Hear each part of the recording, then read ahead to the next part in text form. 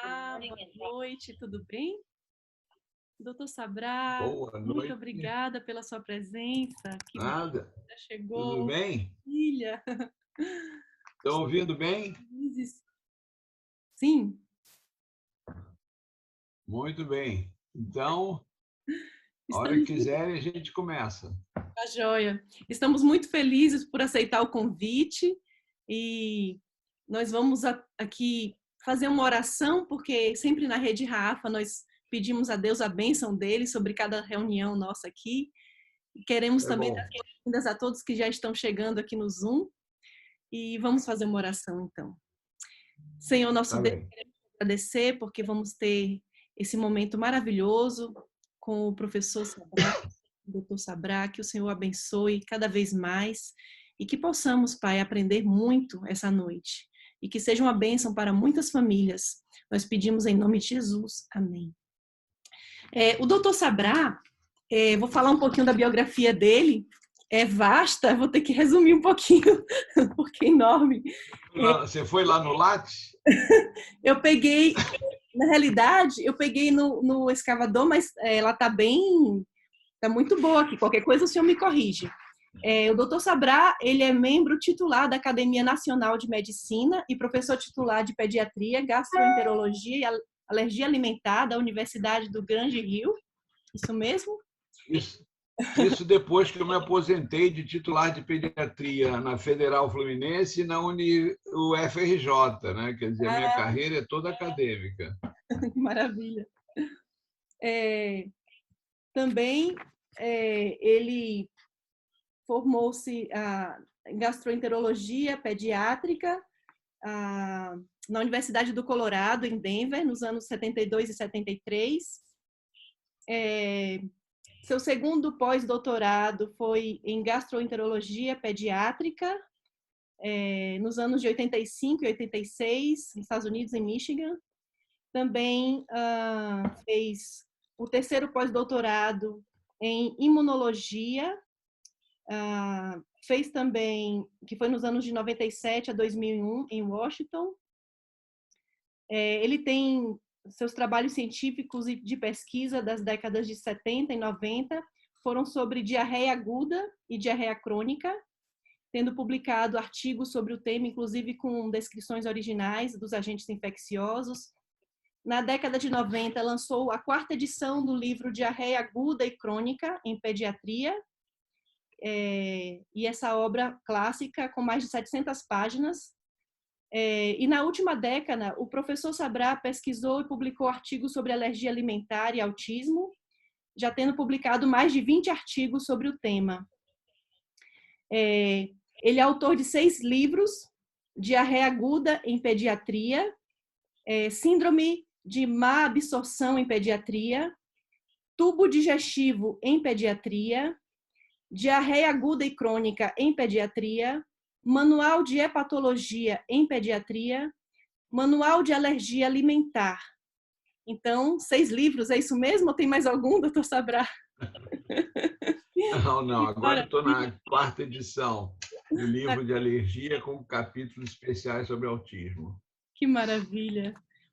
Pois é, doutor Sabrá, muito, muito feliz com a sua presença.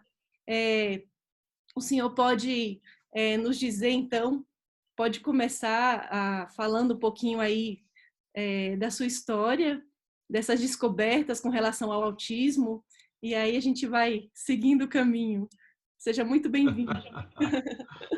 Olha, a história é muito interessante, mas nada acontece ao acaso. Eu me tornei um professor de gastroenterologia por carreira, fiz 2 pós-doutorados no exterior, era titular na ocasião e chefe de departamento da Universidade Federal Fluminense, como professor de pediatria e chefe da gastro.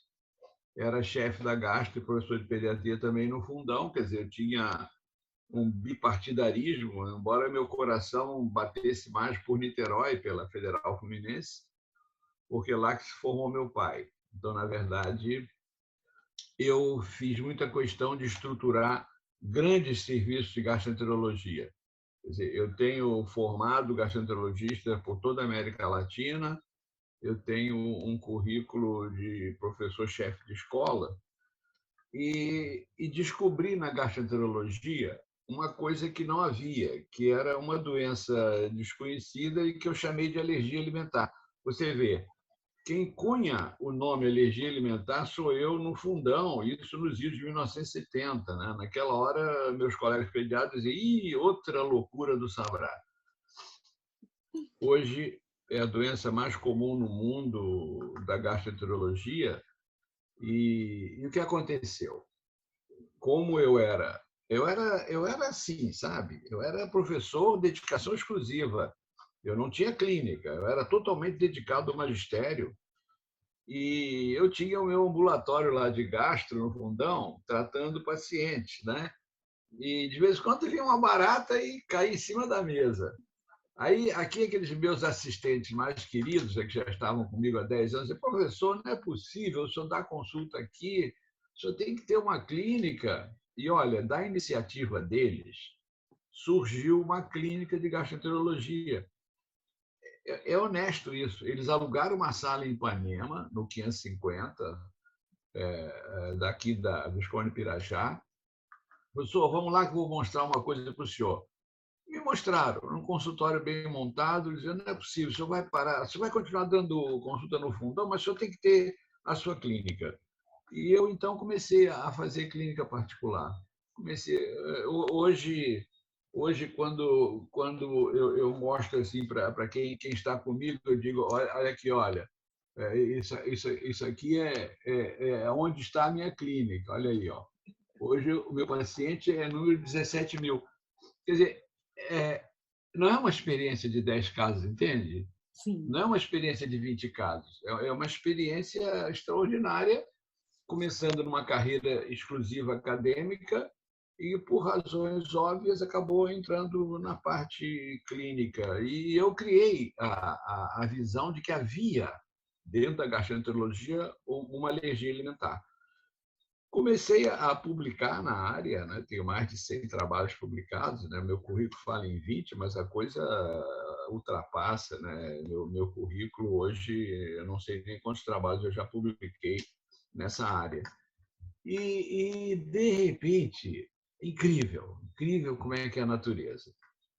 Começa a chegar uma mãe para mim, num dado momento, isso já há mais de 10 anos, dizer: professor, o senhor curou meu filho de alergia alimentar, mas olha, esse irmãozinho dele aqui é autista e ele tem as mesmas coisas que o irmão dele tinha. Uma vez, duas vezes.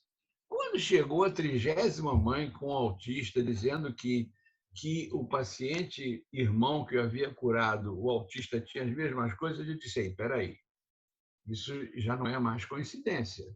Deve haver alguma relação entre autismo e alergia alimentar. Eu comecei a investigar, eu sou investigador nato, e aí descobri um tipo de autismo em que a criança nasce normal, é normal em tudo, até um dado momento em que perde a fala, se desconecta do mundo, começa a estereotipia. E aí, quando eu estudava essas crianças, eu via que elas tinham alergia alimentar e começavam o autismo num dado momento. Ora, na minha quantidade de trabalhos científicos publicados no mundo, eu tinha um trabalho muito importante publicado na revista do American College, de 2005, em que eu mostrava que, uma vez que o antígeno entra no sistema imune e provoca alergia alimentar, ele vai dar uma doença multissistêmica. Ele vai dar a doença do aparelho digestivo, vai dar a doença do aparelho respiratório, da pele e, dizia eu em 2005 eu falei isso: olha, não é possível que o sistema nervoso esteja fora desse contexto. Foi a primeira vez que eu disse, muito antes de pensar que o autismo tinha a ver com alergia alimentar. Eu disse: olha, pela visão que eu tenho morfofuncional do sistema imune, é lógico que o cérebro também sofre influência da alergia alimentar. Com o tempo, isso se consolidou. Hoje não há mais dúvida no mundo, né, que a alergia alimentar está relacionada ao autismo. Agora, para chegar onde cheguei, ninguém chegou ainda. Eu estou ainda muito à frente, eu sempre fui muito à frente da literatura mundial, tanto em alergia alimentar como agora em autismo. Então, eu pude descrever um tipo de autista que tudo começa com alergia alimentar. É o erro da mamadeira de berçário, em que ele, por razões biológicas, né, a gravidez faz com que todo o concepto para ficar no útero, por ter material genético do pai, ele desenvolve um sistema imunológico de não rejeição. Senão, nós não estaríamos conversando aqui. Acabava em Adão e Eva. Porque quando um homem engravida uma mulher, ele coloca no útero dela material biológico dele, material do homem. E o útero reconhece o concepto como corpo estranho. E o objeto do útero é rejeitar, como você não consegue transportar um tecido humano para outro que não haja compatibilidade. E uma das razões para haver gravidez é que não haja compatibilidade entre o homem e a mulher. Então, vem o útero materno e inibe o sistema de rejeição do concepto. E só deixa ele desenvolver o sistema TH2, que é o sistema de alergia. Então, todos nós nascemos para ser alérgicos. Quem resolve isso é o leite materno exclusivo, porque ele é self. Então, a mãe que amamenta exclusivo, ela protege o seu filho da alergia, que é um estigma que ele traz com ele, pela inibição do sistema TH1 na vida intrauterina. Isso é o primeiro capítulo do meu livro, Imunologia da Gravidez, escrito por um grande imunologista, que é o professor Bandeira, né? Esse é um capítulo totalmente voltado para a imunologia da gravidez, né? Com a minha colaboração. Então, a gente sabe perfeitamente que todo mundo nasce para ser alérgico e o leite materno é que resolve isso. Pois não é que, erradamente, a mãe tem um atraso na descida do leite, uma madeirinha para a criança. A mãe tem uma cirurgia de mama, mamadeira infantil, de leite infantil para a criança.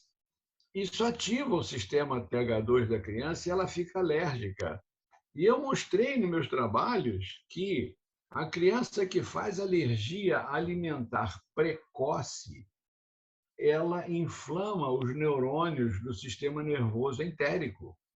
E o intestino é conhecidamente o segundo cérebro, é onde tem mais neurônio depois do cérebro. Então, quando você faz uma doença alérgica inflamatória no trato digestivo, que se manifesta como constipação crônica, se manifesta como diarreia, como distensão abdominal, esse neurônio inflamado leva, lógico, por conexão, a inflamação para o cérebro. E se o processo de alergia não é tratado no tempo certo, não é inibido pelo leite materno, esse neurônio inflama o neurônio do sistema nervoso central e o sistema alérgico cai na circulação sistêmica e acontece aquilo que em 2005 eu disse, olha, o sistema imune também vai ao sistema nervoso central, e vai. E aí ele começa a bombardear com alergia o neurônio do sistema nervoso central. E o paciente, então, vai inflamando áreas do sistema nervoso central e vai desenvolvendo o espectro autista. Então, em 2020, eu publiquei um trabalho que é etiologia, fisiopatologia, diagnóstico e tratamento do autismo resultante de alergia alimentar. Quer dizer, não é aquele autista genético grave, que tem autismo desde o nascimento, é a criança que nasceu normal, fez alergia alimentar e desenvolve autismo. E isso, na experiência atual, representa mais de 90% dos autistas. A imensa maioria dos autismos são por alergia alimentar. Então, se você reconhece a origem desse processo, nada mais natural do que, uma vez que você estabeleça o tratamento adequado desse processo, você vai conseguir com que, tratando a alergia, você acaba desinflamando o neurônio. E desinflamando o neurônio, você resolve o problema do espectro autista. É o beabá. E isso, portanto, está naquilo que eu chamo de visão geral do problema. O alimento produz alergia alimentar, então o alimento tem relação com a alergia alimentar. Se a alergia alimentar, através da inflamação dos neurônios entéricos, leva a inflamação para o cérebro e vai fazer o disparar do processo de lesão neuronal do sistema nervoso central e levar ao autismo, o alimento tem tudo a ver também com o autismo. E se você trata alergia alimentar, você leva esse paciente à remissão. Quer dizer, a literatura médica hoje está riquíssima em trabalhos científicos fazendo esta correlação da alergia alimentar com o autismo. Ninguém mais consegue fugir dessa realidade. O que eu tenho a mais é que eu estou na frente. Eu já defini até processo de definição. Se vocês procurarem uma revista que tem Open Access, quer dizer, acesso livre, que é uma revista de Autism Open Access, vocês vão ver que em 2020 eu tenho um trabalho fantástico, completo, sobre etiologia do autismo a partir da alergia alimentar e como proceder no seu tratamento. E esse tratamento, então, leva a 100% de cura. A remissão é total. Quer dizer, hoje, por que eu estou com 17 mil pacientes? E desses 17 mil, são mais de 3 mil autistas? Porque uma mãe fala com a outra que o filho dela está melhorando. A mãe vai numa sessão, tem uma criança que a terapeuta fala, mas esse paciente está indo muito bem. Aí esse paciente é do professor Sabrá. Aí a mãe quer saber o que está acontecendo. Então, quer dizer, é lógico, eu sou extremamente científico, eu não faço nada com achismo. Meus pacientes são, de 3 em 3 meses, monitorados na evolução do sistema nervoso central. Para isso é que existe o ATEC. O ATEC é um instrumento excelente, né, em que você perpassa as funções neurocomportamentais e você tem um score. Assim como eu uso o CARS para score de diagnóstico, assim como uso o DM5 para diagnóstico, eu uso o ATEC para controle de remissão. Então, meus autistas saem com score 100, 90, 105, 95. Depois de 3 meses de tratamento, caem 15 pontos, mais 3 meses caem mais 15 pontos. Daqui a um pouquinho estão chegando a 30, 20, 10, sai do espectro. Quer dizer, isso nada mais é do que a percepção da realidade. Se você entrar nos sites das famílias que tratam comigo, você vai encontrar qualquer mãe em qualquer lugar dizendo não, minha criança era um autista grave e hoje ele está normotípico. Por quê? Porque é um tipo de autismo que eu sempre digo para a mãe, olha, isso caiu na minha visão concepcional de que esse é um autista que se estabeleceu depois da alergia alimentar. Eu sou um pesquisador. Se vocês olharem na revista mais importante de gastroenterologia pediátrica do mundo, que é o Journal of Pediatric Gastroenterology and Nutrition, é uma revista da Sociedade Americana de Gastroenterologia, abril de 2021, 2 meses atrás, está lá um artigo do professor Sabrá ensinando ao mundo como fazer o diagnóstico da alergia alimentar através da anamnese. O artigo é extraordinário, ele foi aceito pela melhor revista do mundo, porque ele doutrina como que o pediatra, frente a uma criança com autismo, vai fazer o diagnóstico da alergia alimentar. Através de quê? De um questionário, através de 24 perguntas. Essas 24 perguntas, dependendo da resposta, dá o score de diagnóstico. Quer dizer, é tão avançada essa visão e está publicada na revista mais importante do mundo de gastroenterologia. Quer dizer, eu não tenho que esconder o que eu faço. O que eu faço, eu faço. E está bem feito e está publicado. Então, é isso que eu tenho um prazer muito grande de difundir. Qualquer pessoa que me diz, professor Sabrá, você quer falar sobre autismo? Lógico que eu falo sobre autismo. O autismo é minha vida. Né? Eu tenho um orgulho imenso de curar a criança. E os pais, os olhinhos brilham, né? A criança dele está dissociada do mundo. Daqui um pouco começa a falar, começa a interagir, o olhar volta, acaba a estereotipia. Isso não tem preço. Essa é a minha vida. Que Agora maravilha. eu quero perguntas. Antes das perguntas, doutor Sabrá, eu gostaria que o senhor explicasse como é o processo quando chega na sua clínica, que exame é feito, quais são os passos, o passo a passo, para as pessoas entenderem como é o processo. Muito bem. O passo a passo, eu já dei o primeiro passo. O primeiro passo está publicado no Journal of Pediatric Gastroenterology and Nutrition de abril de 2021. É um artigo recentíssimo em que eu mostro aos meus colegas médicos, quem quer fazer o diagnóstico de alergia alimentar, faça 24 perguntas ao seu paciente. E dependendo da resposta, você tem o score, é alergia alimentar. Então, o passo número 1 é esse.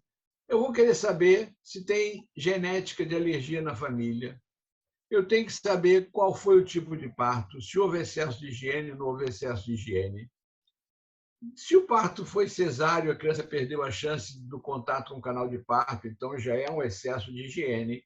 Eu vou querer saber se a mãe amamentou imediatamente. Se houve atraso na amamentação, se houve uma mamadeira de berçário, mamadeira que todo mundo sabe que eu chamo de mamadeira assassina. Essa mamadeira muda a vida biológica e imunológica da criança. Isso tinha que ser proscrito da medicina. Devia ser proibido o berçário ter mamadeira. Devia ser, e as maternidades são cínicas, porque elas usam a ausência da mamadeira para ganhar um extra e receber o título de amiga da criança. Mas, em vez de usar mamadeira, eles dão leite de colher, dão leite na colherzinha, dão leite na chuca. Isso é de um cinismo tão grande que me revolta como professor de pediatria que fui, professor de 2 federais. Eu sempre doutrinei meus alunos. Não há outro alimento possível para a criança que não seja o leite materno.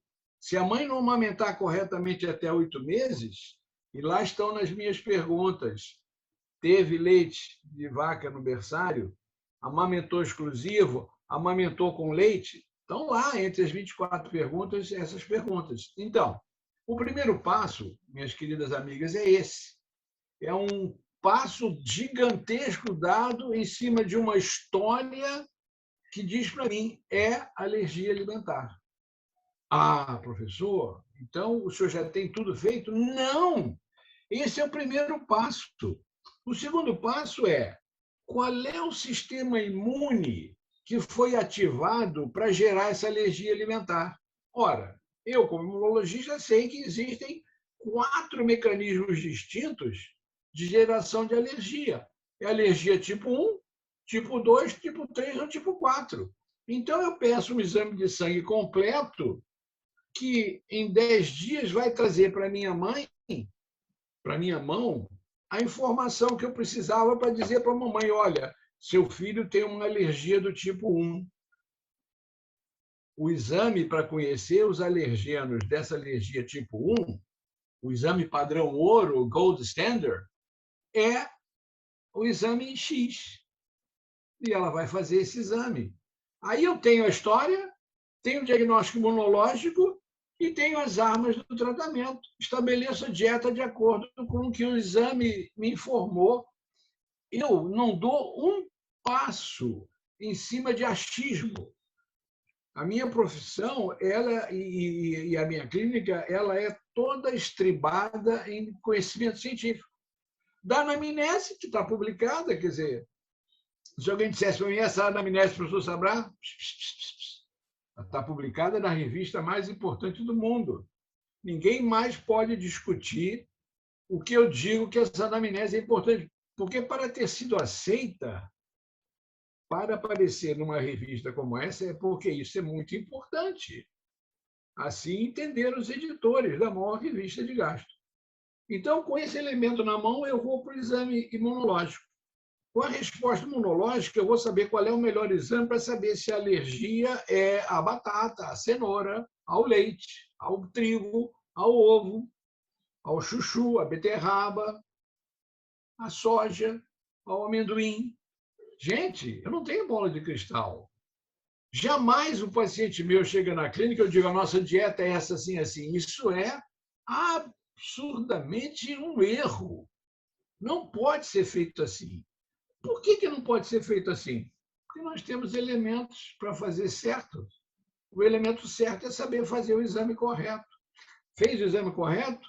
O laboratório te indica qual é o próximo passo. Deu o próximo passo, sabe o que é importante para fazer na dieta, executa a dieta. E aí, não é milagre, é medicina. Em 2, 3 semanas acaba a prisão de ventre. Em 3 semanas acaba a bronquite. Em 4 semanas acaba a urticária, acaba o eczema. E o sistema nervoso, pelas suas inúmeras razões, ele demora um pouco mais de tempo para entrar no processo de remissão. Mas a remissão é clínica e baseada na dieta. Não tem milagre. A dieta que vai resolver a diarreia, vai resolver a bronquite, vai resolver o eczema e vai resolver a inflamação do sistema nervoso central. Por quê? Porque em 2005 eu publiquei isso, eu disse, olha, a coisa acontece desse jeito. Ué, onde é que está esse seu trabalho? Está na revista do American College. A revista do American College é a revista mais importante da principal sociedade americana de alergia e imunologia. Então, está lá o meu trabalho em companhia do professor Joseph Belanti, que é o maior imunologista da era moderna. Ele e os nossos assistentes publicamos isso. Então, tudo que eu faço está publicado. O professor Sabrá não tem nenhum achismo. Não faz nada baseado em bola de cristal. Eu não tenho bola de cristal. Eu tenho um profundo conhecimento de medicina. E é baseado nisso que eu cheguei aonde cheguei e posso dizer para os meus amigos, sinceramente, o caminho é esse. E é esse caminho que deve ser trilhado se a gente quer acabar no mundo com essa praga do autismo, que hoje é um autista nascendo para cada 44 nascidos. Isso é um absurdo. Esses são os números americanos de agora. Aí você pergunta, mas professor Sabrá, como é que está isso nos Estados Unidos? Uma vergonha. Uma vergonha. Por quê? Porque nos Estados Unidos, primeiro, não tem alergista alimentar. Nos Estados Unidos tem excepcionais gastroenterologistas, excepcionais pneumologistas, excepcionais imunologistas. Está aí o Belanti, com quem eu estudei. Fui lá fazer 3 anos de imunologia para desenvolver a minha imunologia da alergia alimentar. Mas ele não sabe alergia alimentar. Ele é o maior imunologista da era moderna. Mas ele não publica na minha área, porque o americano, para prosseguir na sua carreira universitária, ele tem que publicar na sua área de trabalho. Se você entrar aí, pedir, quero uma pós-graduação em alergia alimentar em Stanford, na Califórnia. Não, quero em Harvard, em Boston. Não tem. Na América do Norte, não tem. Por incrível que pareça, o único serviço do mundo que é capaz de formar um especialista nessa área é o meu serviço, da Sociedade Brasileira de Alergia Alimentar. No meu ambulatório da Santa Casa. Toda sexta-feira querem me ver trabalhando para o público, dando a minha contribuição à medicina para quem não pode chegar em Ipanema, meu consultório. Toda sexta-feira de manhã eu estou na Santa Casa dando consulta. Simplesmente é um compromisso meu com a sociedade. Então, aí está. Aí estão os princípios que norteiam a vida de um acadêmico que, por obra e graça do Divino Espírito Santo, é o 5º pediatra a entrar na Academia Nacional de Medicina em 202 séculos de existência, entre 500 acadêmicos. Eu sou o 5º pediatra e lá estou solito, cuidando da medicina pediátrica no Brasil, na mais alta corte da medicina brasileira. Lógico, muita gente que sabe como eu sou sincero admira o meu trabalho, mas muita gente olha para isso e diz: até onde vai esse cara? Eu digo onde eu vou. Eu digo onde eu vou. Eu vou muito breve, né, chegar num ponto em que até hoje o Brasil não chegou. Aguardem para ver. Perguntas? Antes de abrir para a pergunta, só mais uma coisa que eu quero dizer para o senhor, doutor Sabrá. Eu te conheci alguns anos atrás, porque a minha prima, né, a Cindy, ela tinha uma alergia tão severa que chegou ao ponto dela ficar muito magrinha e com a barriga enorme, e tudo que ela comia saía da mesma forma nas fezes. E os médicos todos desenganaram, não conseguiam mais resolver. Então, meus tios levaram ela no Rio de Janeiro e foi com seu tratamento, graças a ele, que ela ficou bem. Hoje ela está casada, tem um bebezinho, é até missionária. E assim, graças ao seu tratamento. Mas eu não sabia, anos depois, desse conhecimento que o senhor tem, o autismo e desse trabalho maravilhoso que tem feito. Então, parabéns, doutor Sabrá, por tanta dedicação, tantos artigos, tanta pesquisa que tem abençoado tantas famílias. Mas agora vamos Muito abrir. obrigado. Muito obrigado pelo testemunho. Você está fora de qualquer suspeita, né? Tá joia. Eu nem me apresentei, gente. Eu sou a Adriane Santana. Estou aqui usando o Zoom do meu esposo, Landerson Santana, por isso que está o nome dele aqui. Mas eu sou a diretora da rede Raafa, e estamos aqui apresentando o Dr. Sabrá. E vamos agora abrir as perguntas.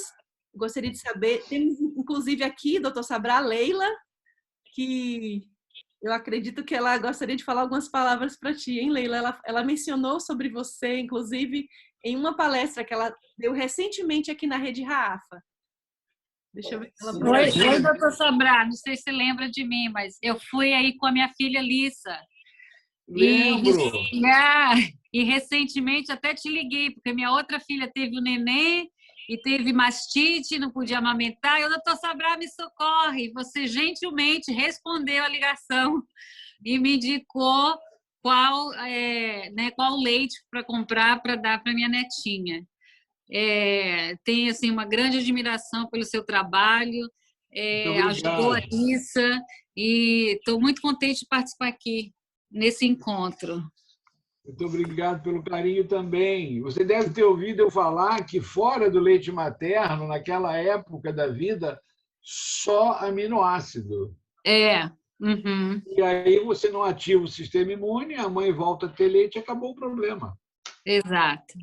Eu já disse ao governo brasileiro, olha, quando você usa uma mamadeira de berçário erradamente, você ativou o sistema imune, vai criar um alérgico. Este paciente não vai sair do ambulatório, não vai sair do consultório, ou com doença digestiva, respiratória ou de pele. Se você gastar com uma lata de aminoácido na maternidade, que vai fazer 2, 3, 4 chucas para aquele momento pós-parto, o leite atrasou, teve uma mastite, vocês vão gastar uma lata de aminoácido e vão economizar milhões de dinheiro e, mais do que isso, milhões de gente sofrendo com alergia alimentar por essa ignorância da mamadeira no berçário. Gente, é incrível como é que a coisa está ao nosso alcance e o pessoal não sabe o que fazer. Obrigado, muito obrigado. Obrigada, doutor Sabrá. Nós temos a Sônia, que ela quer falar também. Sônia? Deixa eu ver se ela vai abrir o microfone. Olá, bom dia. Aliás, bom dia aqui para mim no Japão, né? Boa noite para vocês. Bom dia, Sônia. Eu quero dizer que eu estou muito feliz por essa possibilidade. Quero dizer que, tanto quanto o doutor, eu sou uma pessoa que eu gosto de embasar teoricamente todo e qualquer trabalho meu. Eu sou irmã de um gastropediatra que, inclusive, também fez o curso aqui no Japão. E eu quero te parabenizar pelo teu trabalho inovador E, acima de tudo, te dizer que eu acredito muito que depois de Deus existem verdadeiros anjos vestindo jaleco aqui na Terra. E eu trabalho especialmente com crianças, onde a maioria delas tem o diagnóstico de autismo. Vocês devem minimamente ter ouvido falar no Brasil que, erroneamente, muitas crianças são diagnosticadas com autismo aqui em terras estrangeiras, principalmente aqui no Japão, pela dificuldade da língua, né? Então, eles se submetem aos testes, né, que são testes realizados por psiquiatras infantis ou médicos pediatras aqui, e onde, infelizmente, os diagnósticos saem precocemente errôneos, por assim dizer. Só que eu vim para cá tem 6 meses apenas, e o que eu verifiquei? Uma intolerância muito grande alimentar, mas principalmente uma falha imensa na dieta alimentar, crianças que são descendentes principalmente de peruanos, bolivianos, e também crianças brasileiras, elas são submetidas a qualquer dieta alimentar, na verdade, né? Porque os pais trabalham muito, têm uma boa condição econômico-financeira, mas elas passam o dia inteiro numa escola japonesa, onde lá eles têm uma dieta alimentar boa, eu diria assim, até equilibrada, né? Porque é realizada com orientação de nutricionistas, mas quando elas retornam para casa, elas têm dinheiro suficiente para comprar o que quiserem nos chamados combines, que são as lojas de conveniência. E, gente, eu fico assim literalmente chocada. Tem criança que não sabe o que é comer uma alimentação saudável, realmente nunca comeu na vida, na verdade, uma alimentação saudável. E quando a gente procura proporcionar para elas aqui, a gente tem um centro que é um pós-escola, onde elas recebem reforço escolar, e a grande maioria tem uma carteirinha do governo, o governo subsidia muito o tratamento deles, alguns não precisam pagar nem a consulta médica, nem o medicamento, as mães recebem auxílio, principalmente as que são mães solteiras, divorciadas, viúvas, né? E, para minha tristeza, eu observei que muitas colocam a criança num grau de autismo severo para receberem benefício.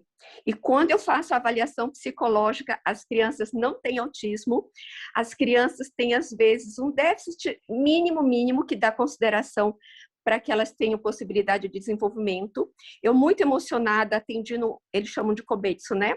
Numa hora de terapia, um menino que estuda numa escola dedicada somente para crianças com diagnóstico de autismo, e ele falou assim para mim: eu não gosto de ir para aquela escola, porque lá eles não estudam, eles ficam só fazendo isso. Ele fazia assim com a mão.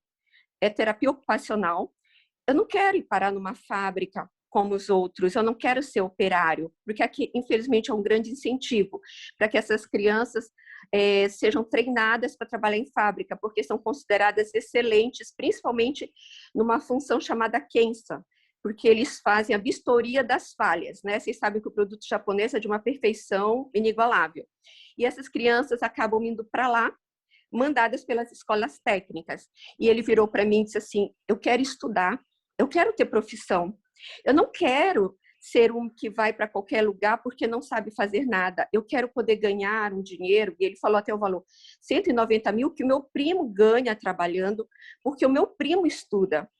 E veja só, esse menino é considerado na carteirinha dele como grau de deficiência mental grave e como autismo também.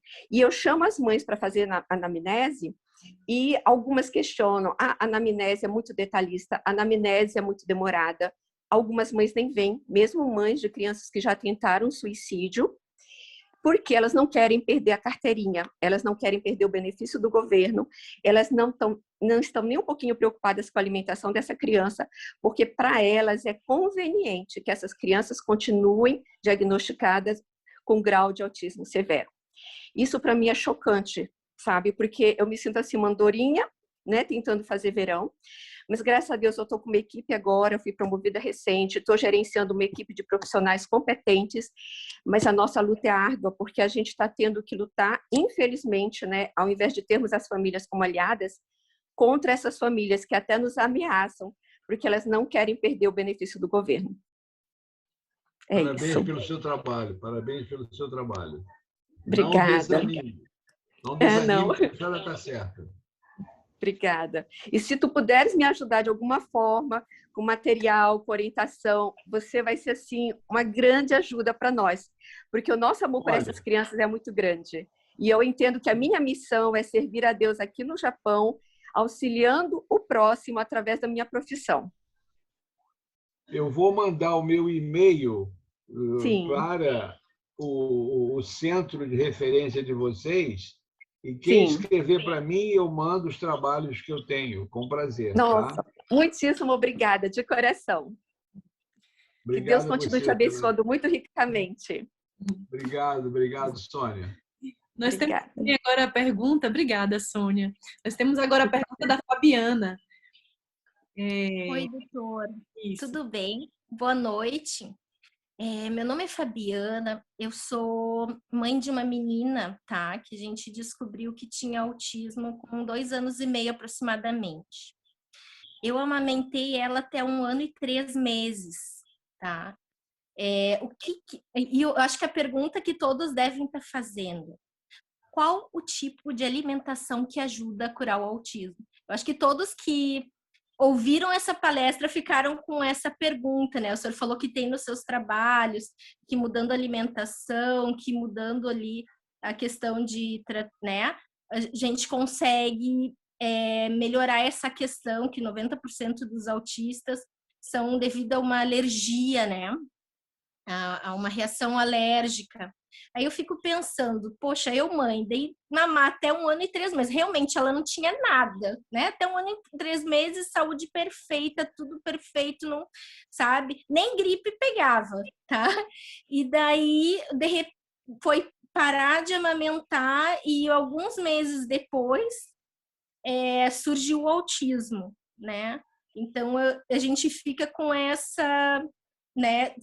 Será que tem a ver com alimentação? O que a gente pode fazer, né? Qual tipo de melhor alimentação para ajudar a criança autista? Muito bem. Eu vou tentar te ajudar da melhor maneira possível, Fabiana. A sua história é uma história clássica de uma criança que vai desenvolver o autismo de alergia quando terminou a ação do leite materno, que, como eu disse para vocês, é extremamente protetor. Há um tipo de mãe que, no seu sistema gastrointestinal, tem malabsorção seletiva de macromoléculas da sua dieta. E o que ela come é absorvido como proteína ativa alergizante, passa para o leite materno e ela passa para a criança. É a chamada doença do ciclo enteromamário. Muitas mães chegam nestas crianças com uma história de que tiveram muita cólica até 3, 4, 5, 6 meses. Que as crianças chegaram, inclusive, a fazer sangramento intestinal, fazendo a colite do leite materno, mas não é pela proteína do leite materno, é pela proteína do que a mãe está se alimentando.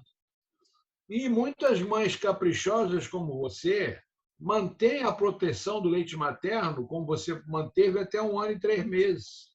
Mas durante esta fase, essa passagem proteica por um defeito do seu intestino gerou no seu leite a transferência de uma proteína para a criança. E quando você para com a sua proteção, essa criança vai manifestar alergia a essa proteína, entendeu? E logo, tem umas que é assim, no dia que parou o leite, daqui a 1 semana começa o processo da alergia alimentar. E logo em seguida vem o estabelecimento do transtorno do espectro autista. Agora, eu não tenho como dizer para você, por tudo que eu expliquei até agora, que eu tenho uma fórmula mágica. Vocês sabem, está aí o mundo impregnado de uma dieta ridícula de tirar leite e trigo de tudo que é autista, achando que vai resolver o problema. Não vai. Porque a criança pode ser alérgica ao leite, sim, pode ser alérgica ao trigo, sim, mas pode ser alérgica ao ovo e ela não parou o ovo. Pode ser alérgica a batata e ela não parou com a batata. Então, eu não posso dizer a você qual é a melhor dieta. Isso só vai ser dito quando uma história me permitir dizer que existem elementos claros de que é uma alergia alimentar. Eu citei o exemplo em cima do pouco que você me falou da sua história. E eu tenho vários clientes que são alérgicos através desse mecanismo de transmissão de alergia pelo leite materno. Não pela proteína do leite, mas pelo que a mãe come. E nada, eu não entrei em detalhes da sua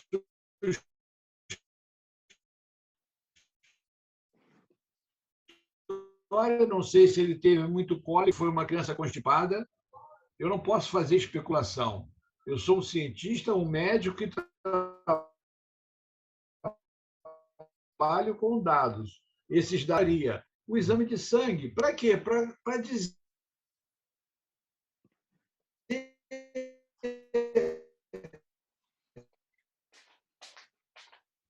Está cortando um pouquinho, Ana. Professor Sabral, você está certo. É uma alergia. Qual é o alimento que está causando o problema ou quais são os alimentos? Tirar isso da dieta e acabou o problema. Entendeu, Fabiana? Digamos assim, cortou um pouquinho, doutor, e uma parte ali eu não consegui lhe pegar. Aquela pessoa, né, são várias pessoas que são autistas, cada um pode ter alergia a algum tipo de alimento diferente, daí cada um tem que ser pesquisado para ver qual a melhor alimentação que aquela pessoa deve utilizar. É isso, é que cortou, eu não consegui escutar direitinho. Exatamente isso. Eu não tenho 2 pacientes iguais. Meu teste de alimento abrange 100 reações diferentes para 100 alimentos diferentes, para 100 antígenos diferentes. Depois das respostas é que eu vou dizer qual é a melhor dieta. Eu não tenho, a priori, nenhuma chance de dizer que é A, B, C ou D, porque são 50 antígenos, 100 antígenos que eu uso na busca da alergia, entendeu? Tá. Mas, uma vez bem estruturado em cima da história do exame imunológico e da busca do antígeno, o tratamento é extremamente exitoso. Tá bem? Muito obrigada. Escreve para meu e-mail, que eu te mando um trabalhinho em português sobre como agir diante do autismo, ou para você entender o porquê você deve buscar uma informação de gente que conhece o assunto. Tá? Tá joia. Muito obrigada, doutor. Estou aí. Vamos Nada, ver um prazer. se tem mais alguém aqui com alguma dúvida. Vamos aproveitar que ainda tem um tempinho. A Sônia, você tem mais uma dúvida? É isso?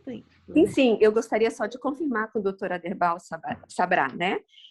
Eu tive uma alergologista no Brasil em que ela disse que mesmo a gente apresentando em determinada fase da nossa vida, né, uma sensibilidade para determinado tipo de alimento, isso não quer dizer que seja para sempre. Tanto que, na época, eu fiz uma bateria de exames, né, e testou a sensibilidade para coco.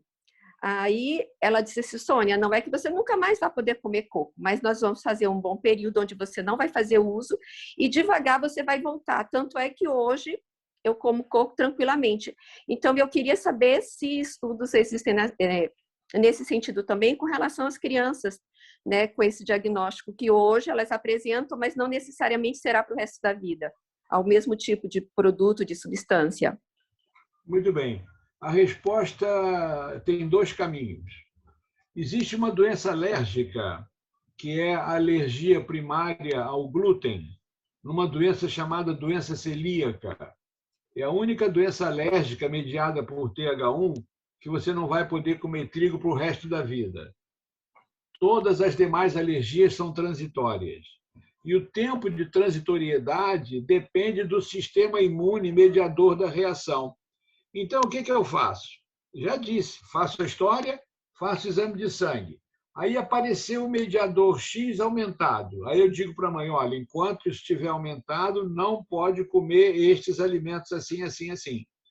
De 6 em 6 meses, eu meço esse mediador. No dia que ele voltar ao normal, eu digo para ela, olha, perdeu a memória. Por quê? Porque a alergia é um processo de memória. É a memória imunológica de um determinado antígeno. Se você tira ele do programa, você tem duas formas de curar a alergia. Uma é através da tirada do antígeno e o sistema imune perde a memória. A outra, quando você não pode tirar o antígeno, e eu vou dar um exemplo, eu posso dizer para você, não come chuchu, não come abóbora, não come carne, mas eu não posso dizer para você, não respira. Então, se a causa do meu antígeno está no ácaro, está no pelo do gato, eu não posso dizer, olha, parou de respirar. Olha, não, vai lá no Texas, compra um escafandro e se isola do mundo. Não. É o segundo modo como você trata uma alergia alimentar. É fazendo a imunoterapia em que você vai dessensibilizar o indivíduo daquele determinado antígeno. Então, vocês veem, nós temos que estar preparados para dizer se a resposta é uma vacina, se a resposta é uma dieta. Se a dieta é por 6 meses, 1 ano, 7 anos, ou se é para a vida toda. Gente, tem exame para tudo. Não tem achismo mais em medicina. E principalmente nessa área, que é a minha área de especialização. Estou gostando das perguntas, estão boas. Doutor Sabraga, eu gostaria de saber o que o senhor conhece sobre o carvão que a gente compra na farmácia. Algumas pessoas falam que é muito bom para desinflamar, né? Inclusive, eu tenho usado há muito tempo e eu percebo que quando meu filho come, por exemplo, num restaurante e tem lá leite, tem outros alimentos que ele não deve comer, e quando ele usa o carvão, eu percebo que ele não entra assim, não, digamos assim, não desequilibra ele, né? Porque altera o comportamento quando ele come aquilo que ele não pode ainda, que deu alergia. Então, assim, eu queria saber o que o senhor poderia falar sobre o carvão, se o senhor conhece, já estudou sobre isso. Olha, não é a melhor solução para o problema da alergia, porque você procurando fazer uma barreira contra, né, o ingresso de antígeno e usando uma substância que quela esses antígenos, como o carvão, você vai diminuir imensamente a quantidade daquele antígeno na luz intestinal, mas você não acaba com ele. Alguma sobrazinha vai lá criar problema de memória, entendeu? Por isso que eu digo, não adianta, meu filho é alérgico ao leite, será que eu posso usar essa super enzima aqui para digerir todo o leite? Tudo bem, vai digerir, mas vai ter escape. E isso vai criar uma manutenção da alergia. Todos esses elementos que não são da dieta absoluta, e a dieta, por exemplo, quando é num sistema imune mediado por IgE, a criança não pode nem cheiro. Eu digo para os pais, olha, não pode cheiro desse alimento que deu positivo no teste. Esse alimento não pode ter na geladeira. A família toda vai abrir mão desse alimento. Por quê? Porque o seu filho tem uma alergia que é capaz de perceber esse alimento pelo cheiro, pelo contato, pela ingesta. Pela ingesta nem se fala, mas o cheiro não pode estar presente. Então, os rigores da dieta são os elementos mais importantes para resolver o problema. E o modo de tratar vai depender de se é restrição alimentar ou se é imunoterapia. Doutor Sabraga, só mais uma perguntinha e depois vou passar para a Joseni, que ela tem uma pergunta também. A pergunta é, a seletividade alimentar que o autista apresenta, ela é diminuída depois que se usa, que se implementa essa dieta? O que o senhor tem observado a respeito disso, da seletividade alimentar do autista? Essa pergunta é extraordinária. O autista fica seletivo porque ele apanhou tanto do alimento que ele não quer mais comer. O sistema imune acaba percebendo que a dieta está tão errada que é melhor não comer. E a criança fica seletiva. Então, eu sempre digo às famílias, olha, essa seletividade vai desaparecer em 3, 4 semanas. Eu preciso estabelecer um programa. Agora, quando a seletividade é muito grande, eu dou um anti-inflamatório, eu dou um bloqueador de seletividade. Existem drogas que fazem isso, mas você tem que saber usar. Então, eu estabeleço um programa no super seletivo, dieta rigorosíssima, e digo para a mãe, olha, vamos usar isso aqui que vai diminuir a seletividade, e daqui a 3 semanas o seu menino vai estar comendo o pé da mesa. Tranquilo. Que beleza. Tranquilo. Agora, a Joseni, ela tem uma pergunta, depois a Sônia tem outra, é isso, Sônia? Tenho outra. Tá. Então, agora a Joseni. Boa noite, Joseni, doutor Sabrá. boa noite, Joseni. Cadê teu nome? Ah, tem o JB ali. É o JV, estou disfarçada aqui. Doutor Sabrá, se o senhor pudesse repetir o nome do seu estudo com a anamnese das 24 questões, eu não consegui anotar direitinho. O nome em inglês, esse trabalho meu, ele tem um artigo original de 2012, Sim. publicado no Journal of Food Allergy, que era Score for the Diagnosis of Food Allergy.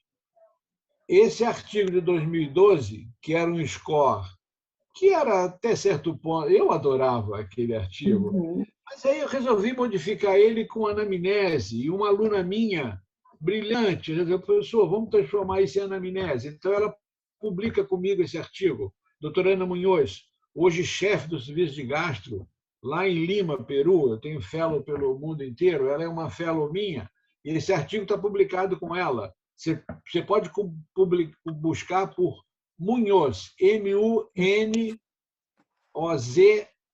que é Ana Munhoz, Sabrá A, Aderbal Sabrá.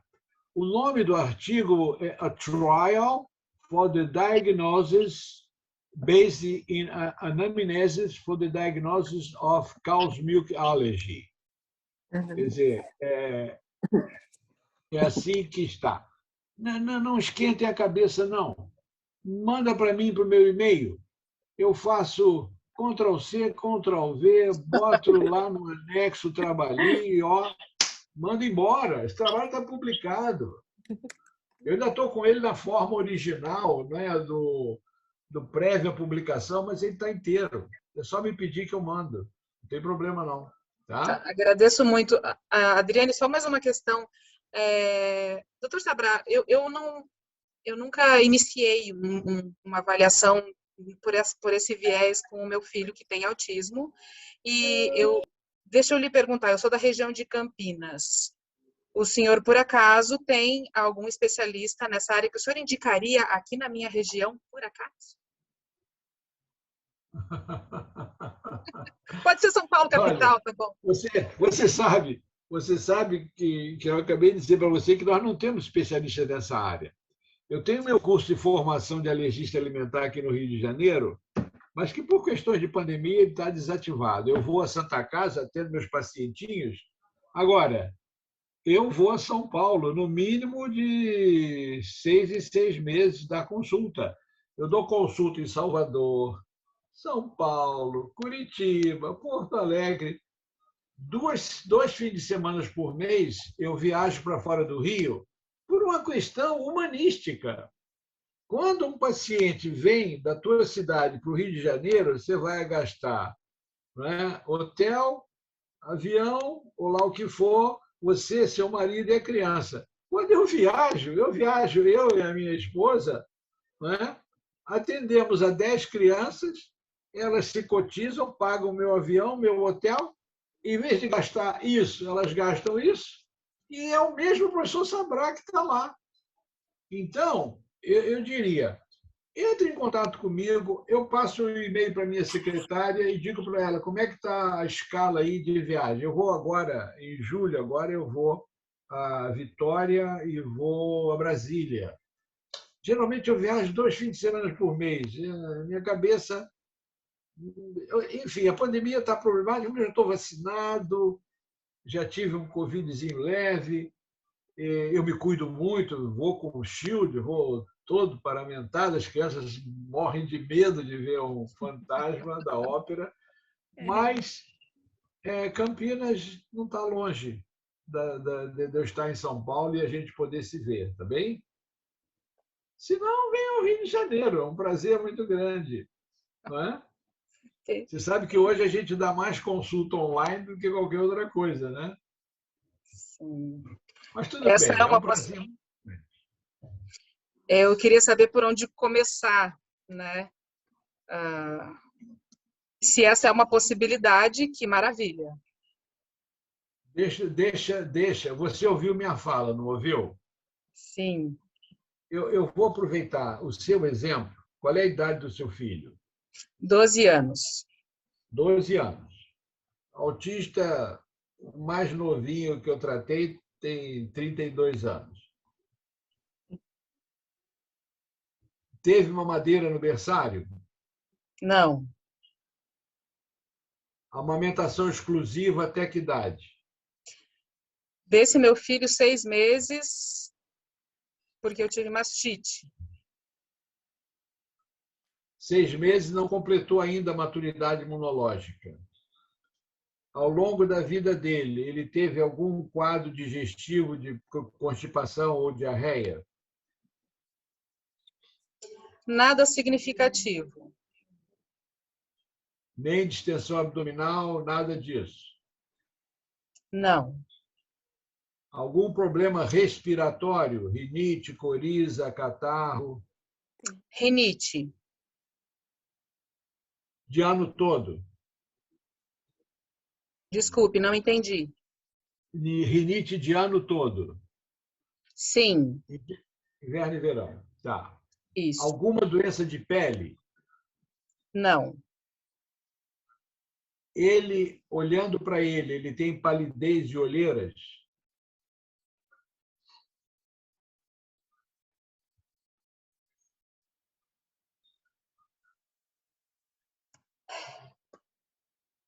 Não sei responder. Permanente? Não, eu diria. Então, veja, ele não teve a amamentação completa, tem uma história respiratória de longa duração e tem o transtorno do espectro autista. Quer dizer, ele tem pelo menos 2 sistemas afetados e um erro alimentar. Quer dizer, se eu considerar isso aí como uma premissa de que eu devo fazer investigação imunológica, para mim, até agora, não tem diagnóstico nenhum. Eu tenho a suposição de um erro nutricional, tenho a suposição de uma doença alérgica respiratória de ano todo e o transtorno do espectro autista que se estabeleceu nele em que idade?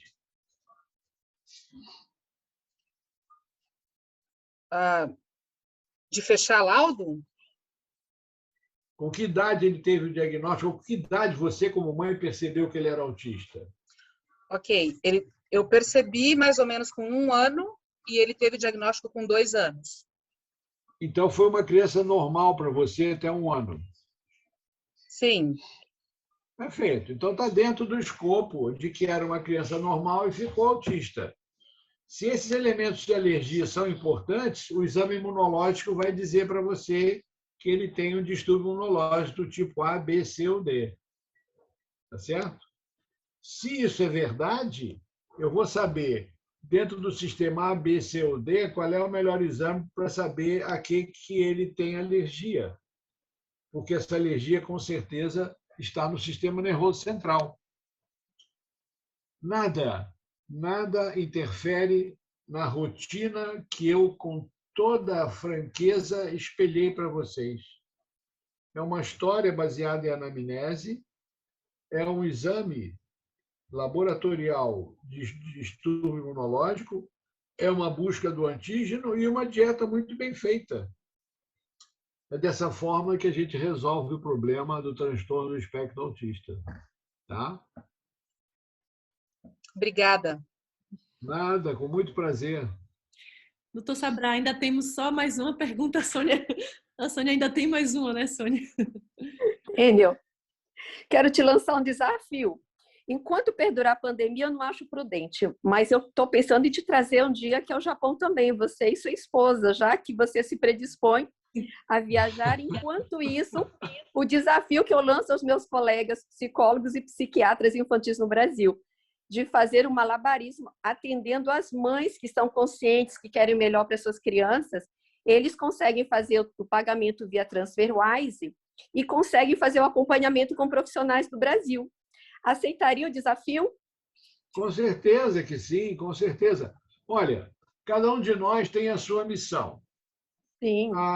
Se eu tive a graça de descobrir uma doença nova na gastroenterologia, que era a alergia alimentar, se eu tive a graça de relacionar essa alergia com o autismo, se eu tenho uma imensidão de pacientes que caem dentro do meu programa, que respondem às 3 dúvidas da anamnese, do exame imunológico e do teste, e eu vejo essas crianças caminharem para a cura, isso é uma missão que eu não posso abrir mão.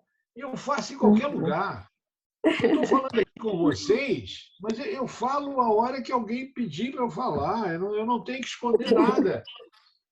Eu não trabalho com achismo. Eu trabalho baseado em dados científicos. Eu estou dizendo, a minha anamnese está no Journal of Pediatric GI Nutrition de abril.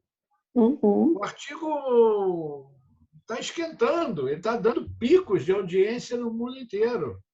Né? Maravilha. Então, conta comigo. Eu quero encerrar te agradecendo, porque você acabou também de esclarecer, tá, que dentre os 5 diagnósticos que a minha filha tem, ela tem sequela de mielomeningocele. E sempre disseram que a vida toda ela teria alergia a abacaxi, kiwi e látex, né? E ela falava assim, mãe, até o cheiro do abacaxi me faz mal. E a irmã, que é fisioterapeuta, o tio que é médico, o outro que é dentista, todos diziam assim, ah, não, isso aí já é psicológico. Até o cheiro te faz mal. Então, eu, por solidariedade a ela, nunca comprei abacaxi, o abacaxi nunca entrou em casa. E eu gosto muito de abacaxi, só como fora. E hoje você está dando realmente a resposta que ela dá a todos, até o cheiro faz mal. Então, assim, obrigada de coração, o conhecimento que veio de você é um conhecimento sábio, que só agrega valor a tudo que a gente busca enquanto mãe e profissional consciente que somos. Muito obrigada. Um grande abraço. Nada, Sônia, é um prazer muito grande, Sônia. E com o advento, por exemplo, do Zoom, com o advento do WhatsApp, as consultas online podem acontecer para o mundo inteiro. Sim, não sei por que eu não posso entrar num lar do Japão, falar português, com quem entenda a minha língua. Se for inglês, I can do the same. Então, o importante é isso, eu estou à disposição. Meu Deus do céu, com o maior prazer, Sônia. Obrigado. Eu só me preocupei que às vezes eles entram em contato, você está dormindo aí, viu? Mas eu digo sempre, tenham paciência, que o horário é muito diferenciado, mas chega uma hora que o profissional dá retorno. Então, que Deus continue te abençoando muito ricamente, tá bom? Por hoje é só. Deus nos proteja. Doutor Sabrá, desculpa o tempo, né? Mas temos ainda mais uma pergunta aqui. Tá como o Joab. Adriane, o dia só acaba meia-noite. Ah, então maravilha. Muito obrigada. Então, eu não estou reconhecendo quem é. Eu sei que está usando o Zoom do Joab Oliveira. Eu. Tudo bem? A minha esposa é Gédina. Tudo bem. Boa noite. Boa noite. Doutor Sabrá, meu filho, até 2 anos, né? Ele era uma criança, né? A gente não percebeu nada até 2 anos. Ele era uma criança normal, típica, né? E depois dos 2 anos, aí a gente começou, 2 anos e meio, a gente começou a perceber, né, alguma diferença nele. Levamos no médico e aí, quando com 3 anos e meio, ele foi diagnosticado com autismo. Eu queria saber, assim, essa transição de 2 anos tem alguma coisa, será que a ver com alimentação? Olha, eu vou dizer para você as mesmas coisas que eu falei até agora. Vamos admitir que nós estivéssemos numa conversa e eu questionando a alergia no seu filho, tá certo? Primeira pergunta, nasceu de parto normal ou cesáreo? Cesáreo. Quanto tempo decorreu entre ele terminar a cesárea e ver o peito mamar? Umas 8 horas. Então, ele teve uma mamadeira no berçário? Não.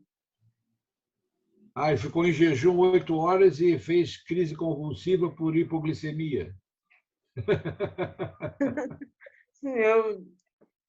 Não, uma criança não pode ficar 8 horas depois do nascimento sem se alimentar. O que deram para ele?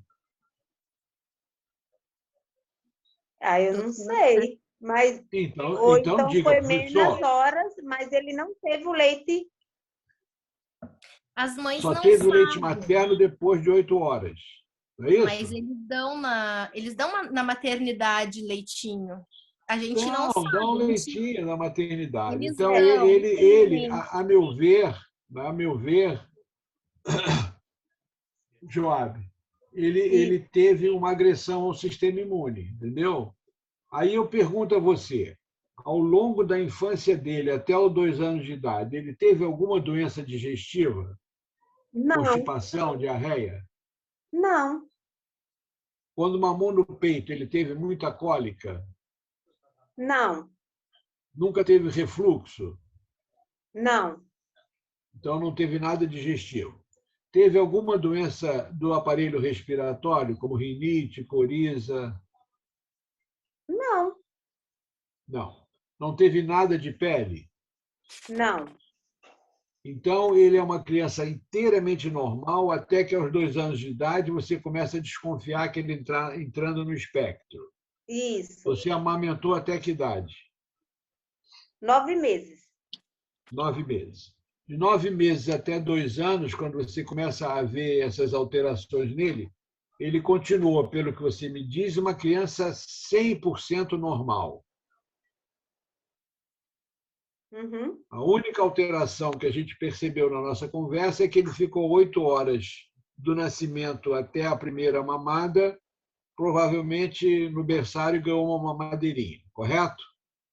Mas isso está Uhum. interrogado. Muito bem. Houve, antes dos 2 anos de idade, algum acontecimento importante que você possa dizer o autismo começou depois que ele mergulhou na piscina de cabeça e não tinha água? Alguma coisa que você possa imaginar que tenha acontecido antes dos 2 anos? A gente só percebeu que ele demorou um pouco para falar. Ele chegou aos 2 anos sem falar? Falava muito pouco. Perfeito. Então, ele já tinha um problema, né, de maturação do sistema nervoso da fala. Uhum. Mas não tinha mais nada, só isso. Só isso. E aos 2 anos de idade, quando você supõe que ele entrou nesse processo, você tem algum dado que te chame a atenção com relação ao problema? Que eu lembre, não. Como é que foi a imunização dele? Ele tomou todas as vacinas direitinho? Tomou. Tá? Com que idade ele tomou a vacina tríplice viral? Eu não lembro. Mas ele tomou na idade normal. Tomou na idade. Todas as vacinas. Então, nós temos, não é, um príncipe, seu filho, normal até 2 anos de idade, entretanto, já nessa época ele não conseguia falar o que você esperaria para a idade. Isso. Nesse momento, ele era uma criança que interagia bem com as crianças da idade dele? Um pouco. Não era uma interação normal. Não. O controle do olhar dele era um controle normal ou ele tinha que ser chamado para atenção para olhar para vocês? Ele olhava pra gente. Olhava bem. Olhava. Ele era normoativo ou hiperativo? Ele é imperativo. Hiperativo, tá certo. Ele já tinha, nesse momento, alguma estereotipia, como andar na ponta do pé? Uhum. Gostava de bater porta? Não. Corria de um lado para o outro? Sim. Muito bem. Então, é nitidamente uma criança que entra no espectro autista, pela nossa conversa e história, apenas com a alteração que eu supus imunológica de ter tomado uma mamadeira de leite antes da amamentação. E isso cultivou uma doença inflamatória crônica no sistema entérico-intestinal que acabou indo para o cérebro. numa criança que não teve doença digestiva, nem respiratória, nem de pele. O único órgão afetado foi o sistema nervoso. Então, nessa circunstância, eu não daria nem um passo à frente sem antes fazer a investigação que tem que ser feita, para ver se tem um distúrbio imunológico justificando o processo inflamatório do sistema nervoso central. Nenhum passo à frente eu daria. Entretanto, se esse exame viesse positivo, confirmando que aquela mamadeira ativou o sistema imune, aí sim, aí eu ia buscar os antígenos que foram capazes de provocar essa alergia, compreendeu? Elementos existem. A nossa conversa foi bastante proveitosa. E você foi uma mãe que amamentou com todo carinho, da forma mais correta possível, mas que aquelas famosas 8 horas do nascimento dele até vir para o peito, ele ficou no berçário da maternidade. E nenhuma criança pode ficar, depois do nascimento, 8 horas sem se alimentar, senão vai fazer hipoglicemia. Entendeu? Então, aí ele recebeu uma madeirinha, essa madeirinha sensibilizou o sistema imune, foi bem amamentado até 9 meses, não teve doença digestiva respiratória de pele, mas lentamente foi entrando no espectro autista. Entendeu? Então, para mim, cai na malha fina, temos que trabalhar. Tá? Tá bom. Perfeitamente tratável. Tá? Obrigada, viu? Nada, com prazer. Obrigada. Temos mais uma pergunta aqui que está no Zoom como... Deixa eu ver aqui. Michele. Isso, a Michele. Pois não, Michele? Está com o microfone, acho que fechado ainda, desligado. Solta a voz, Michele. Conseguem me ouvir? Agora sim. Fale um pouquinho mais alto. Boa noite. Boa noite. Eu sou a Michele e hoje estou fazendo 32 anos. Parabéns. Obrigada. Eu estou no espectro. Eu tive... meu parto foi cesárea. Eu fiquei esse período sem ser amamentada também. O meu diagnóstico eu estou fechando agora, na verdade. Eu tinha muitas características na infância, porém, não foi percebido exatamente, naquela época pelos meus pais. Mas, eu tinha pouca interação, eu tinha muita hipersensibilidade desde pequenininha, ao sol, por exemplo, a barulhos, não suportava. Eu sempre tive alergia, sempre tive rinite, sempre tive, com o passar do tempo, foi vindo aí problemas gastrointestinais. Então, eu tinha constipação, eu tinha, depois, com o passar do tempo, refluxo, gastrite.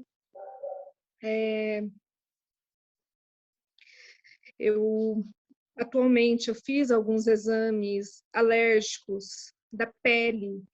O único que deu foi alergia ao pelo de gato e a ácaros. As outras, eu fiz uma investigação com 32 tipos diferentes de elementos na pele. E fiz também o exame de alergia, de intolerância alimentar, tanto a lactose como ao glúten, e deram negativo.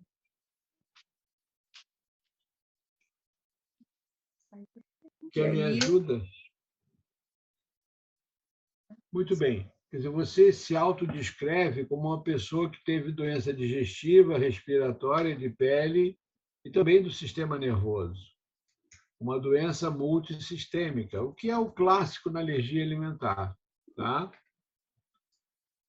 O fato de você ter tido, graças a Deus, uma forma leve do autismo e está aí, né, com um ótimo desenvolvimento, não exime você de fazer os exames corretos para o seu diagnóstico. Tá?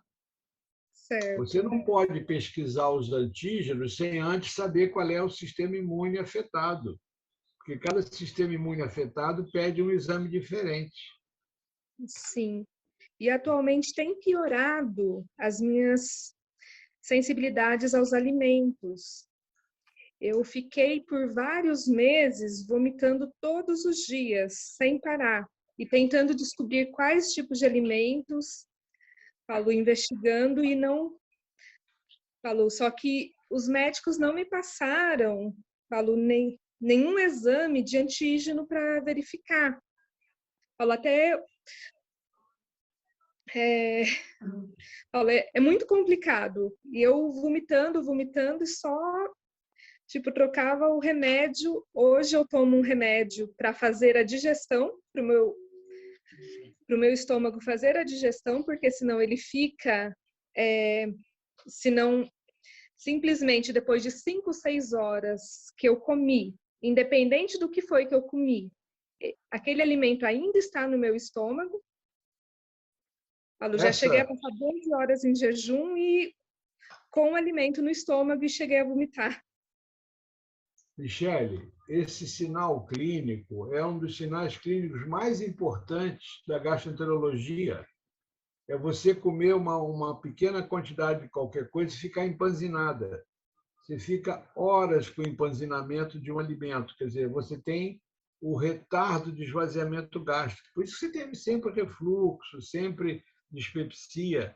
Quer dizer, você realmente tem uma clínica tão rica que eu diria para você, como é que pode chegar na idade que você chegou sem diagnóstico? Só posso ir para a Bíblia e dizer, perdoai-os, Senhor, eles não sabem o que fazem. Eles não enxergam alergia alimentar. Mas se dizer assim, mas como, professor? Já fui a tanto médico, a tanto gastroenterologista, e eles não enxergam. Querida, eles não enxergam porque não sabem. O currículo da escola médica no Brasil não tem alergia alimentar. A pós-graduação e a formação de pediatria não tem alergia alimentar. É uma especialidade nova. Então, como é que pode uma pessoa como você escutou a minha fala e está dizendo, professor, eu tenho constipação crônica, eu tenho diarreia, eu tenho refluxo, eu tenho doença respiratória, eu tenho doença de pele, eu tenho doença do sistema nervoso. Gente, os 4 sistemas afetados, e ninguém até agora disse para você, sem alergia alimentar. O sinal mais clássico do mundo de alergia alimentar é esse, é o chamado empanzinamento. Quer dizer, você tem uma inflamação nos seus neurônios intestinais que você não esvazia o estômago, tem empanzinamento e refluxo. Não esvazia o intestino delgado, vive com distensão abdominal. Certo ou errado? Sim. Não tem um trânsito digestivo normal colônico e tem prisão de ventre. Então, você tem o clássico sinal da inflamação do neurônio intestinal. Inflamou o neurônio intestinal, inflamou o neurônio cerebral. Então, a sua situação é perfeitamente tratável. Você tem que fazer o exame de sangue que diga qual é a alteração imunológica. E, a partir daí, então, fazer o exame que indica a busca verdadeira do antígeno. 3 semanas. Acaba a constipação, acaba todo esse sofrimento respiratório, de pele, e esse autismo leve que você tem vai embora. Certo? A luz não está favorável, mas me parece que você tem uma palidez facial importante. Certo? Uhum. Um sinal clínico clássico da alergia. Tá? Você é uma candidata a ficar 100% bem com uma dieta bem feita. Tá bom? Tá certo. Muito obrigada. Nada, é um prazer.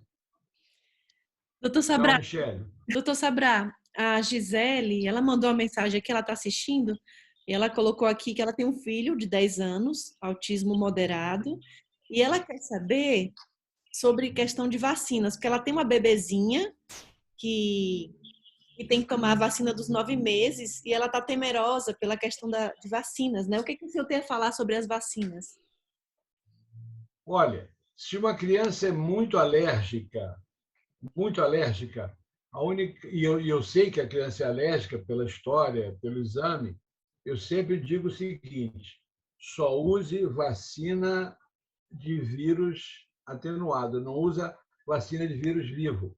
Então, se tiver que usar, não é, a Sabin, usa a Salk. Se tiver que usar a DTP, usa a DTPA. Compreendeu? Vacinas cujos vírus estão inativados, para você não criar aquilo que a gente sabe que são potencialmente vírus neurotrópicos. Por quê? Porque se eu tenho imagina, eu tenho uma criança alérgica, o sistema imune está fervilhando. Eu faço uma vacina neurotrópica e inflamo o neurônio, o sistema alérgico vai ao neurônio. Então, é isso que eu digo. Olha, vai vacinar contra a paralisia infantil, tudo bem. Mas, olha, sua criança é muito alérgica, eu estou tratando a alergia nela. Não usa SABE, usa a vacina Salk. Vai usar a DTP, usa a DTPA. São recomendações que o médico tem que fazer. Tá bem?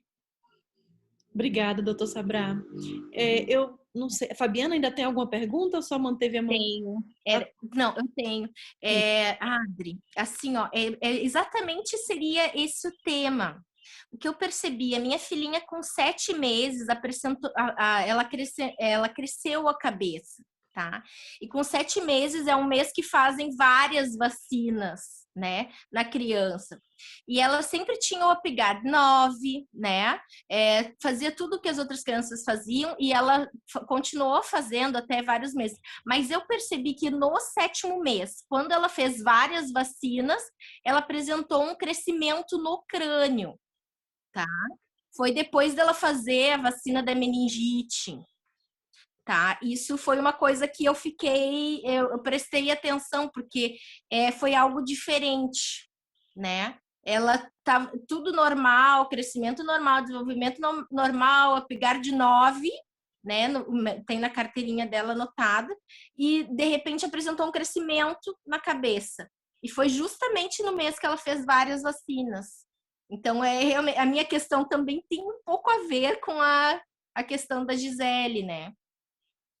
É um cuidado necessário que tem que tomar. Se a criança potencialmente é alérgica, ela não pode tomar vacina neurotrópica. E o pediatra cuidadoso, ele está sempre fazendo o perímetro cefálico para ver exatamente o crescimento cerebral. Se houve uma expansão súbita, ele tem que buscar a causa dessa expansão súbita, entendeu? Para determinar qual é o fator que precipitou isso, tá? Doutor Sabrá, muito obrigada. Eu acredito que as perguntas foram terminadas já. Eu acho que o tempo também nosso já chegou a 1h30, mas foi assim maravilhoso. Eu acredito que tem perguntas aqui, assim, gostaríamos de saber, por exemplo, quando é que o senhor vai a Curitiba, quando é que o senhor vai a São Paulo? Se já tem datas definidas, porque de repente as pessoas que são desses lugares, de repente o senhor passar para a nossa rede Rafa, os próximos lugares que o senhor vai estar, para poder agendar com a visita. Toma nota de 2 e-mails. O meu e-mail é derbalsabra@globo.com. E o e-mail da minha clínica, que é alergiaalimentar@hotmail.com. Não é alergia alimentar. O A é um só, alergia alimentar. Junto. É só você escrever para mim que eu passo. Meu e-mail e o e-mail da clínica. E fica monitorando com a minha secretária. Quando é a próxima viagem do professor? Ela vai dizer, em junho ele deve estar indo a Vitória, eu não tenho certeza, Vitória e Brasília. E em julho ele vai, com certeza, a Salvador e não sei aonde. E vai chegar a hora que eu vou a São Paulo, vai chegar a hora que eu vou a Curitiba. Tá bem? Muito obrigada, doutor. Com prazer. Nada. fiquei muito feliz em poder conversar com mães, poder mostrar o meu trabalho e dizer para vocês que a missão é essa, né? A gente tem que ser Hipócrates, quando nos doutrinou a ser médicos, ele disse: ética, conhecimento e humanismo. Quer dizer, o médico tem que ser humanista. E eu estou à disposição. Eu vou sexta-feira de manhã à Santa Casa trabalhar meus pacientes que não podem vir ao meu consultório. Quer dizer, eu faço com o mesmo amor que eu trato um cliente particular, numa consulta online. Isso é importante, né? Então, eu cultivo isso com muita seriedade, muita seriedade. Me coloco à disposição de quem precisar conversar comigo a hora que for necessário. Normalmente, o meu e-mail, eu abro ele depois das 11 horas e vou até 2, 3, 4 da manhã. Ontem eu fui deitar 4 horas da manhã. A idade vai permitindo você dormir menos, né? Mas às vezes eu estou meio sonolento. Às vezes eu sento assim em frente à televisão, estou roncando em 5 minutos. Mas é um prazer muito grande. Muito obrigado pela oportunidade. Tá?